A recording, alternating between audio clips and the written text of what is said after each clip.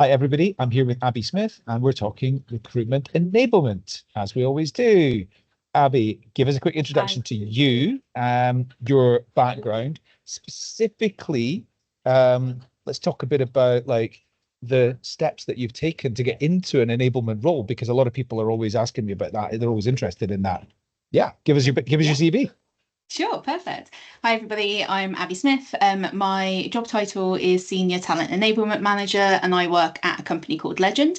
So my full working history, with the exception of some time in a call centre and a restaurant when I was doing my A levels, has all been in recruitment. And if I went through every single job I've done and every single part of the business I've hired for, would be here forever. So I'm going to kind of skip past the hands-on recruitment stuff and move into, like you said, kind of more how I got into an enablement type role. So I've always been very kind of process driven. My brain works very well of kind of piecing things together and thinking, if you turn this on here, then naturally you've got to talk to these things and stuff as well. That's naturally how my brain works. But the first kind of glimmer that I had of, oh, okay, maybe the process side is something that's good for me, and that more kind of strategic side, is when I was working at a charity where I was the only external hire into a new recruitment team. And I shared something really basic with them, and they were mind blown. And I was like, oh, okay, maybe I have got a lot to share and a lot of knowledge that I can kind of impart to others and to help them with. So that was kind of the first trigger for me. And then I moved into a role where they were setting up a recruitment function from scratch. And that was the first kind of real hands-on experience that I had. They already had an ATS in place, but there was a lot of optimization of that, process change, and really kind of building that up from a team of myself and one other recruitment advisor. To the time that I left, there was 6 or 7 people, 8 people actually in the recruitment team in total. And then moved to my current company, started off in an IC role, moved into management, acting head of talent when we were hiring for a backfill. And then when my new head of talent started, she was like, what do you want to do? And I was like, I want to fix some stuff. Like, I've been so busy for the last 18 months, and we've got so much stuff that we do really well, but we could do so much better. And I was just itching to do some stuff.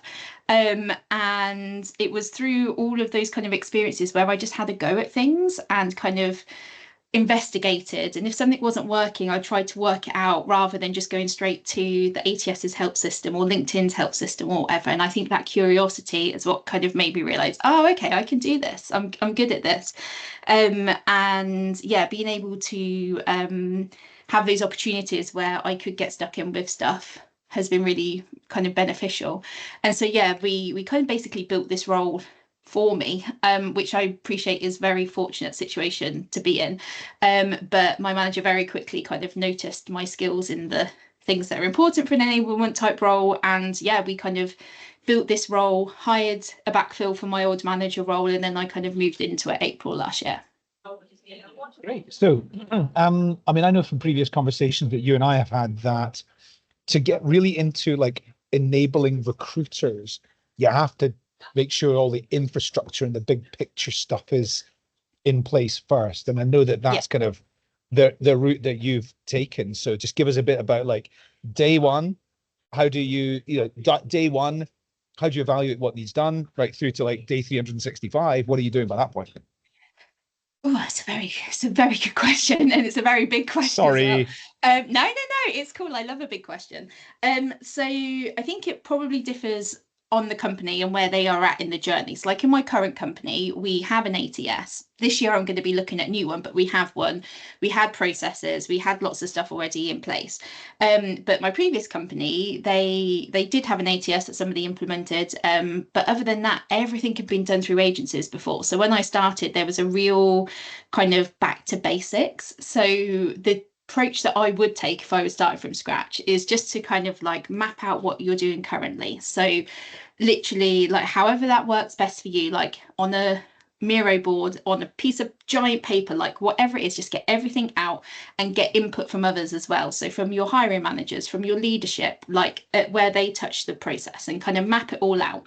And then look at where the bottlenecks are and where the pain points are, And sometimes that can be backed up by data. So if you on your ATS have something like kind of time and stage or things like that, and you can see people are spending a long time here, but they're equally anecdotal as well, right? So where are your talent team finding it tough? Where are your managers getting frustrated? Where are you seeing that you maybe can't quite put your finger on what's not right just yet, but something isn't working right? And I think once you've kind of mapped that out and you've understood all of the touch points and where things are potentially going to need a bit of love and a bit of change, then you can kind of look at, okay, so here's the list. What do we need to do first? What is anything fully broken, right? Like, we may not be doing the best job, but can we keep going if this is as it is? Fine, okay.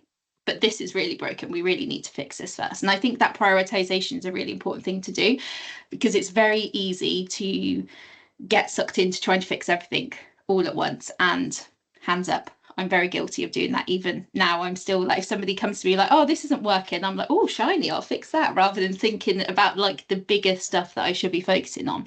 So for me, it's the really most valuable first thing to do is that mapping, work out who you need support from. And that could be within your team, it could be finance, it could be IT for onboarding, it could be leadership for the kind of approvals and offer stages, whoever it is. And then once you've got that mapped out, look at what the priorities are and kind of go from there, really. Very good, very comprehensive. Thank you for that. Okay. What are the sort of new things that maybe have been, the world's changing, of course, very, very fast. Recruitment's changing, technology's changing, the candidate pool is changing, everything is happening. Like, what sort of things over the last year or so and like coming into 2025 are like been coming in from left field that you've had to go, actually, we might need to adapt because of that or whatever?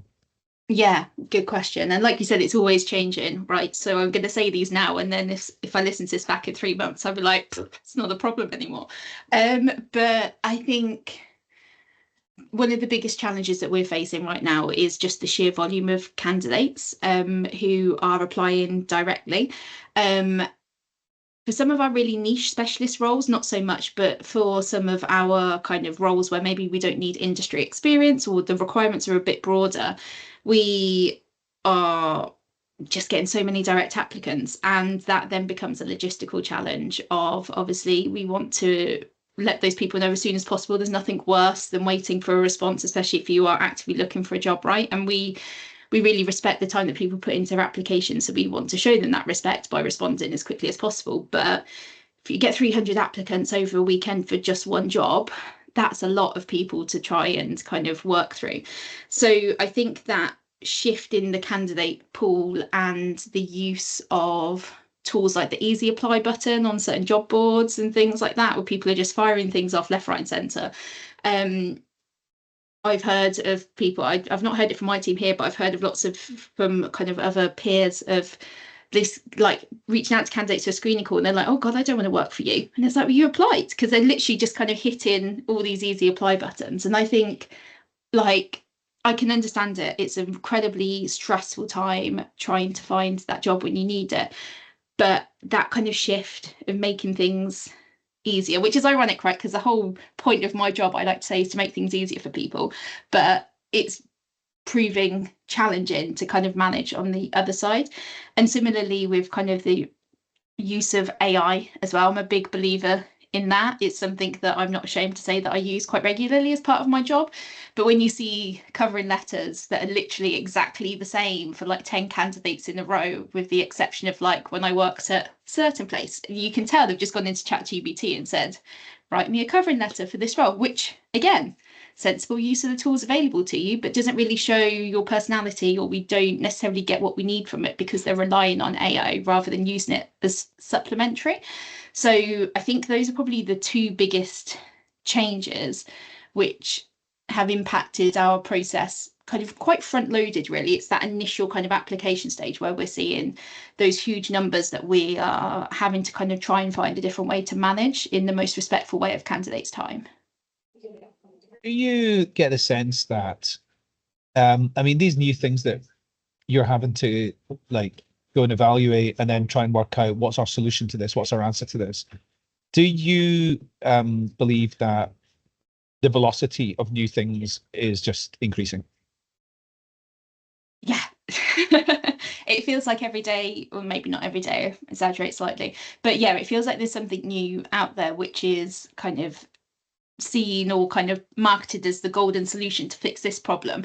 There seems to be them popping up all over the place, and I think where things are quite new, it takes a while for the kind of solution to be found, right? Like that rise in using AI in applications, I'm starting to hear things around kind of tools that you can use that spot that.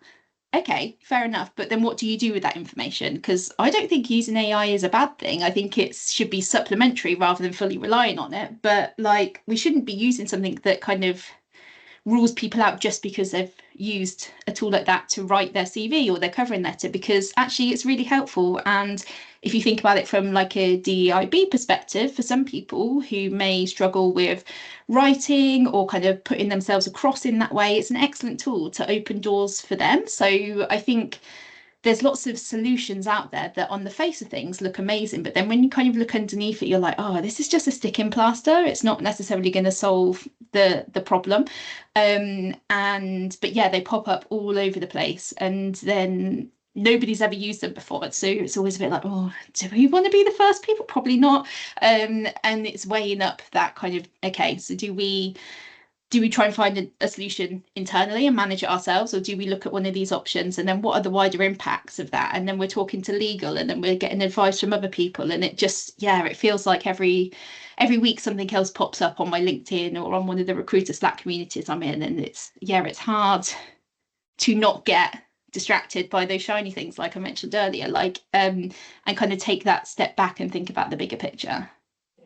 Yeah, I couldn't agree more. And I wonder if the dust is going to settle on that at some point. I'm not sure. It might do. But one of the things that I see really large, like international talent acquisition teams doing is putting people into jobs which are, I mean, they're effectively product manager jobs. So somebody whose job is product manager for candidate experience, somebody whose job is product manager for assessment and selection, somebody's job is a product manager for onboarding, and they have to be, I mean, you're almost doing that, but like, because you're a medium-sized company, you're doing it like across the board from the end-to-end recruitment experience. Yeah. But like in a big team, people that are absolutely just dedicated to that, and their continuous responsibility is, it's like whack-a-mole. It's like something comes up, they got to get rid of that. Something comes up, get rid of that. Yeah. Here's an idea, input that, and that's, I think, it means that there's more interesting jobs coming into talent acquisition.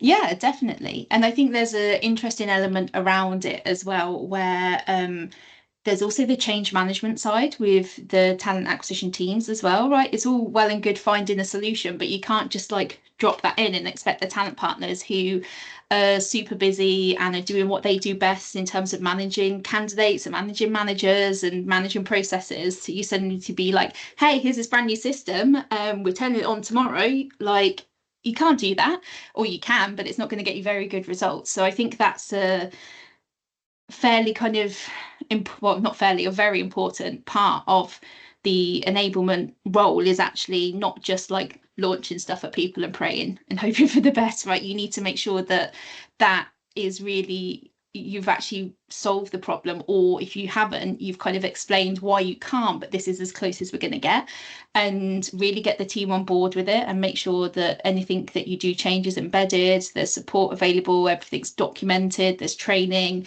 all that kind of stuff, because otherwise you're just going to end up, yeah, like you said, whack-a-mole, because that problem will fail, that system will process will fail, and then another thing will come up, and then you'll be over here trying to fix that. So yeah, I think that's a really critical part of it. And yeah, like you said, those teams that have kind of specialists for each of the areas of enablement makes so much sense for companies and teams of that size, right? Because it's very easy to be spread very thinly across a number of different areas and not really have the time to become a specialist in one or the other, which for, I mean, say medium, we're about 650 people, so we're not small, but like our team is relatively small. it makes sense to have the structure that we do, but as the company grows and we've got huge growth plans, so our team's very busy, like that is something to consider, is do we stay as just myself, and then we have a senior talent partner who is a data guy through and through, so he kind of runs the data stuff. I kind of just kind of over there with him and kind of keep an eye on it. But actually over time, will it be that there is a systems person, a process person, a documentation person? Like these are the things you have to think about as a company kind of grows and develops as well. Absolutely. Abby, I love talking to you about this stuff, and I could talk to you for a load more time. But for now, we'll maybe come back again later in the year. But great to talk to you. Thank you very much for all these insights. Look forward to seeing you soon. No problem. Thanks, Adam.